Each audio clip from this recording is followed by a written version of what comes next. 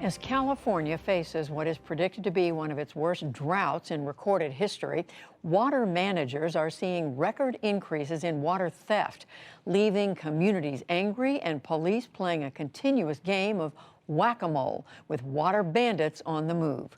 Brahanda Lyons of the nonprofit news site Cal Matters has the story of how water meant for residential use is flowing to illegal marijuana farms. In California's desert, a San Bernardino County water manager who didn't want to be identified doubles as an amateur detective. These are all cannabis farms. Here's a great big one. This is one of the guys that I kicked off the water station.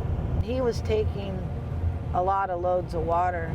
Bandits are stealing millions of gallons of water. Driving water trucks, tankers, and pickups, they're tapping into lakes and rivers, fire hydrants, and filling stations. They're siphoning off water from homes, farms, and wells. So who's on the receiving end of all this stolen water? Local officials say it's often illegal pot farms, which is an estimated $8 billion industry in California. There's one over there. There's some out there. The desert is now strewn with makeshift pot farms. California allows them with proper permits and local approval, but the penalty for growing even thousands of marijuana plants is only a misdemeanor and a $500 fine. 80% of California's roughly 30,000 pot farms are illegal, according to the State Water Board. Where these grows are, they do not have running water hooked up there. So they either have to drill wells or they have to truck in water from other areas. And that's where the incentive to steal water comes from. From Siskiyou County on the Oregon border to San Bernardino County on its Arizona border, some California communities are seeing their municipal water being stolen. In Helendale, the local water district hired a private security guard to investigate who was stealing water. Kelly Gregg's discovery was alarming. So what we found was a multitude of locations the illegal grows were pulling water from. Some of those locations are on abandoned properties, private properties, and the like. In addition to outright theft, there's also a black market where residents sell their water to middlemen. In Helendale, a court ruling restricts how much water residents can pump for their own use.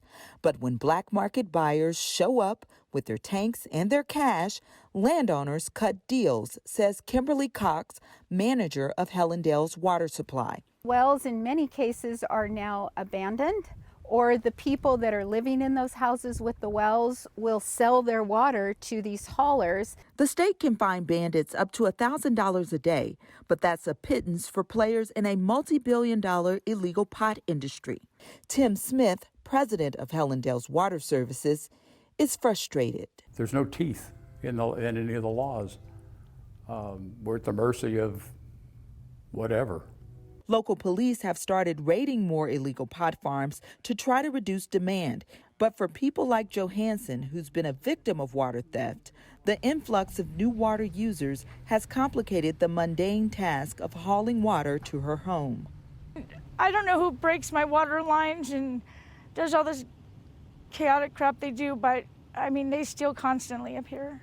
The San Bernardino water manager says she's frustrated by the lack of authority to deal with water theft. Is there a mechanism to cut off the water of these farms without having a response be very negative and forceful? No one's tried this. We're not enforcement officers. We don't carry guns. In the meantime, Governor Gavin Newsom has asked Californians to cut their water uses by 15%. The State Water Board recently moved to temporarily stop thousands of Central Valley farmers from diverting water from a major watershed. There is a reluctance to ask our customers to cut back when there is this kind of customer who seems to be taking the water without regard for the drought. As climate change continues to wreak havoc, causing fires and droughts, California's demand for water shows no signs of easing, whether for use in homes, fields, or illegal pot farms. For the PBS NewsHour, I'm Brahanda Lyons in Richmond, California.